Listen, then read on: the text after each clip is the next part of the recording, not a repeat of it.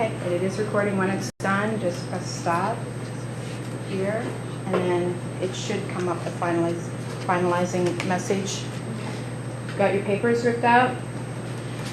One more thing. My timer started. You remember the signals, right? Yes. Okay. All right, whenever you're ready.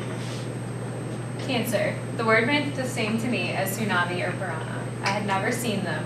I wasn't even quite sure what they were, but I knew they were bad, and I knew in many cases they were deadly. This is what Natalie Palmer says in her book, Second Kiss.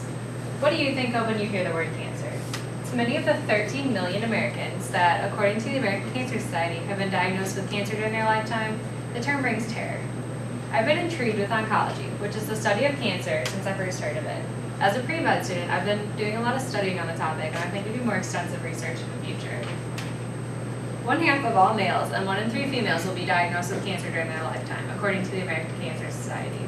You may be thinking, that won't be me. I haven't been smoking or messing with dangerous chemicals, but there are several causes of cancer, which I intend to present to you in 3 categories: genetic, environmental, and lifestyle. Beginning with hereditary factors, these make up for 5 to 10% of all cancer. This includes breast, ovarian, prostate, and colon cancers. What are genes? Genes are what comes from your parents to create who you are, and they're determined before you're ever born, making them unchangeable. There are genetic tests that can be done for early detection, but these are controversial. Dr. Woloshin of the University of South Carolina School of Medicine states that these are improving the mortality rate among genetic cancers. They provide a 90% survival rate for anybody who tests positive for the cancer gene. Environmental causes make up for 2/3 of all of cancer causes, according to the U.S. Department of Health and Human Services. This includes chemicals. How many of you have been watching TV and have heard, if you or someone you know has been diagnosed with mesothelioma or another asbestos-related lung cancer? Well, asbestos is just one of many chemicals that are found in mills and factories. This can cause cancer. They're also found in cities and homes surrounding these industries, which makes them very hard to avoid. Radiation is another environmental cause of cancer. Radiation is just waves of energy. They can be found artificially, naturally, and accidentally. If you've recently been tanning or had an X-ray, you've been exposed to artificial radiation. This can be controlled by your own personal choice. Natural radiation occurs in areas such as China or South Australia. This can be avoided by choosing where you live wisely.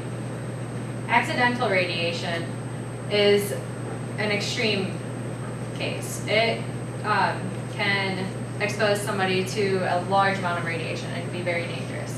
An example of this is the Chernobyl disaster of 1986. This was linked to 6,000 cases of thyroid cancer, according to the United Nations Scientific Committee on the Effects of Atomic Radiation. This is extremely hard to avoid.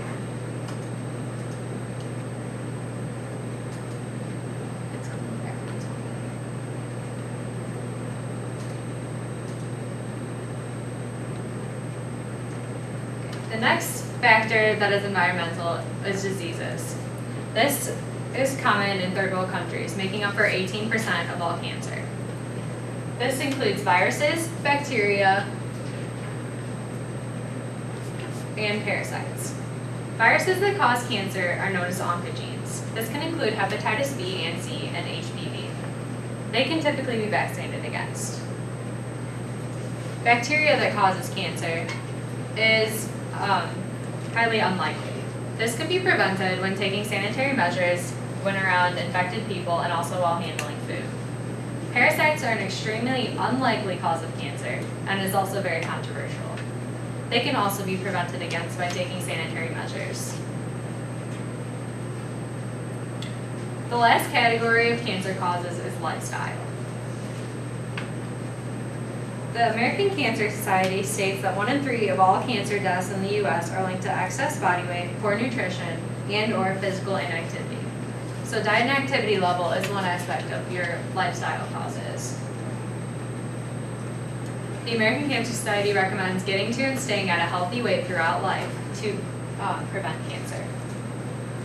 Also under lifestyle factors is alcohol and tobacco use. No matter how much alcohol you drink,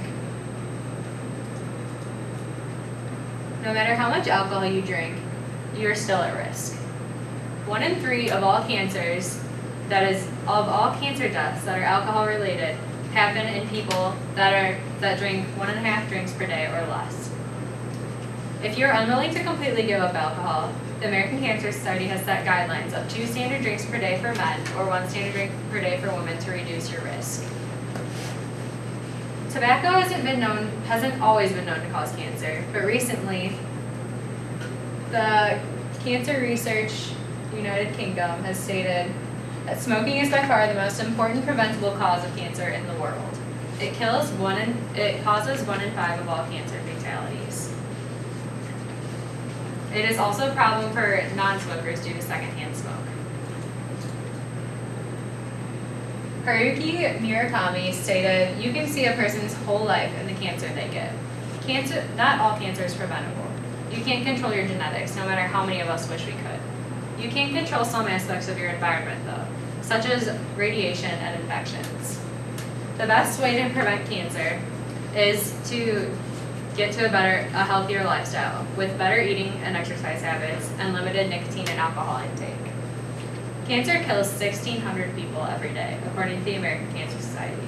You now have the knowledge you need to reduce your risk. You don't have to become one of these numbers."